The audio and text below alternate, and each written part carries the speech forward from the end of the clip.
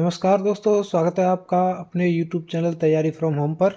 आज हम आपको बताने वाले हैं भारतीय इतिहास से टॉप 30 क्वेश्चंस। तो बिना देरी के वीडियो को शुरू करते हैं। तो आज का हमारा पहला सवाल है कि सुभाष चंद्र बोस ने आज़ाद हिंद फौज की स्थापना कहाँ की थी। तो सुभाष चंद्र बोस ने जो आज़ाद हिंद फौज की स्थापना की थी वो सिंगापुर में की थी, जो कि 1943 में की थी। आपका ऑप्शन यहाँ पर डी सही जवाब रहेगा। अगला सवाल है कि ऋग्वेद में कितने मंडल हैं। तो जो ऋग्वेद है वो हिंदू धर्म का सबसे पवित्र और सबसे पुराना ग्रंथ है, जिसमें 10 मंडल हैं और 10 मंडल में 1028 सूक्त और लगभग 10,500 से ज़्यादा मंत्र हैं। यानी आपका ऑप्शन यहाँ पर सी सही जवाब रहेगा। अगला सवाल है कि बुद्ध को ज्ञान की प्राप्ति कहाँ हुई थी। तो जो बुद्ध को ज्ञान की प्राप्ति हुई थी वो बोध गया में हुई थी और उन्होंने अपना पहला उपदेश सारनाथ में दिया था। यानी आपका ऑप्शन सी सही जवाब रहेगा। अगला सवाल है कि महावीर स्वामी का जन्म कहाँ हुआ था। तो जो महावीर स्वामी का जन्म हुआ था वो कुंडग्राम वैशाली में हुआ था। आपका ऑप्शन बी सही जवाब रहेगा। अगला सवाल है कि अशोक का अभिलेख किस लिपि में है। यानी जो अशोक के अभिलेख लिखे गए हैं वो किस लिपि में लिखे गए हैं। तो वो ज़्यादातर लिखे गए हैं वो ब्राह्मी लिपि में लिखे गए हैं। आपका ऑप्शन बी सही जवाब रहेगा। अगला सवाल है कि भारत में सिक्कों का सर्वप्रथम प्रयोग किसके समय में हुआ। तो जो भारत में सिक्कों का सर्वप्रथम प्रयोग हुआ था वो महाजनपद के काल में हुआ था। आपका ऑप्शन डी सही जवाब रहेगा। अगला सवाल है कि गुप्त काल को स्वर्ण युग क्यों कहा जाता है। तो जो गुप्त काल को स्वर्ण युग कहा जाता है वो धार्मिक कारण, सांस्कृतिक उन्नति और आर्थिक समृद्धि के कारण स्वर्ण युग कहा जाता है। तो आपका ऑप्शन डी सही जवाब रहेगा। अगला सवाल है कि पानीपत का प्रथम युद्ध कब हुआ था। तो जो पानीपत का प्रथम युद्ध हुआ था वो 1526 में हुआ था। आपका ऑप्शन ए सही जवाब रहेगा। अगला सवाल है कि अकबर का दरबारी इतिहासकार कौन था। तो जो अकबर का दरबारी इतिहासकार थे वो अबुल फजल थे। आपका ऑप्शन ए सही जवाब रहेगा, जिनकी एक प्रसिद्ध रचना है अकबरनामा। अगला सवाल है कि ताजमहल किस नदी के किनारे स्थित है। तो जो ताजमहल है वो यमुना नदी के किनारे पर स्थित है। आपका ऑप्शन बी सही जवाब रहेगा।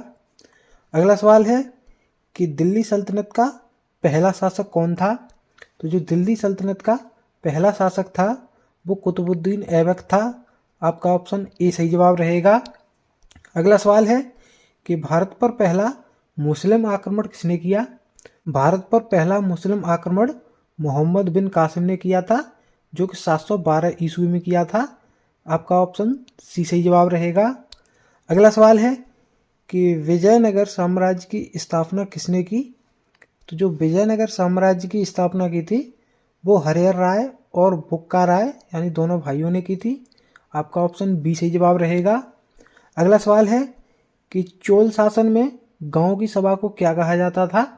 तो जो चोल शासन में गांव की सभा को कहा जाता था वो उर कहा जाता था। आपका ऑप्शन सी सही जवाब रहेगा। अगला सवाल है कि अलाउद्दीन खिलजी ने कौन सा कर लगाया। तो जो अलाउद्दीन खिलजी ने कर लगाया था वो जजिया कर, खराज कर और भूमि कर, ये तीनों कर लगाए थे। यानी आपका ऑप्शन डी सही जवाब रहेगा। अगला सवाल है कि 1857 की क्रांति की शुरुआत कहाँ से हुई। तो जो 1857 की क्रांति की शुरुआत हुई थी वो उत्तर प्रदेश के मेरठ जिले से हुई थी। आपका ऑप्शन बी सही जवाब रहेगा। अगला सवाल है कि 1857 की क्रांति के समय भारत का गवर्नर जनरल कौन था। तो 1857 की क्रांति के समय भारत का गवर्नर जनरल जो था वो लॉर्ड कैनिंग था। आपका ऑप्शन बी सही जवाब रहेगा। अगला सवाल है कि बंगाल का विभाजन किस वर्ष हुआ था।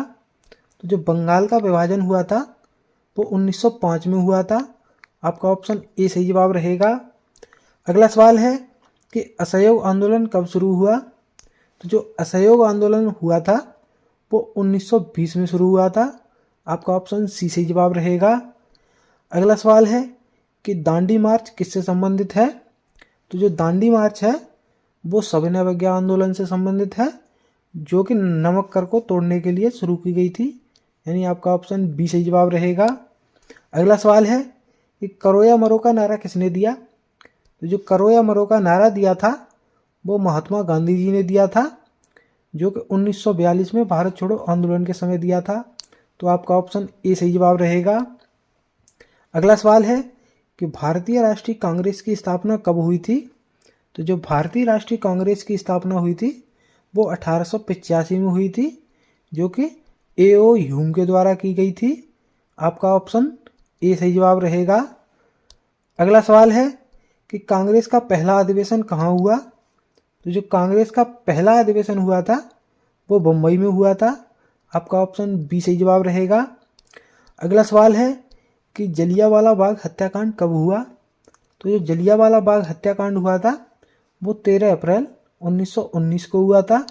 तो आपका ऑप्शन सी सही जवाब रहेगा। अगला सवाल है कि सिंधु घाटी सभ्यता का सबसे बड़ा नगर कौन सा था? तो जो सिंधु घाटी सभ्यता का सबसे बड़ा नगर था वो मोहनजोदड़ो था, और जो सिंधु घाटी सभ्यता का सबसे बड़ा भारतीय नगर था वो राखीगढ़ी था। तो यहाँ पे आपका ऑप्शन बी सही जवाब रहेगा। अगला सवाल है कि इंकलाब जिंदाबाद का नारा किसने दिया? तो जो इंकलाब जिंदाबाद का नारा दिया था वो भगत सिंह ने दिया था। आपका ऑप्शन ए सही जवाब रहेगा।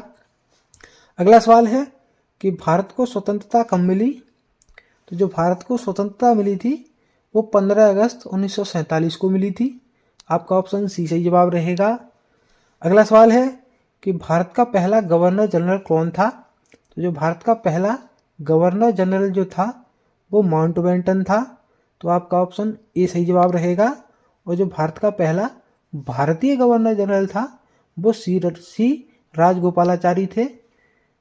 तो हमारा अगला सवाल है कि संविधान सभा के स्थायी अध्यक्ष कौन थे? तो जो संविधान सभा के स्थायी अध्यक्ष जो थे वो डॉक्टर राजेंद्र प्रसाद थे। आपका ऑप्शन सी सही जवाब रहेगा।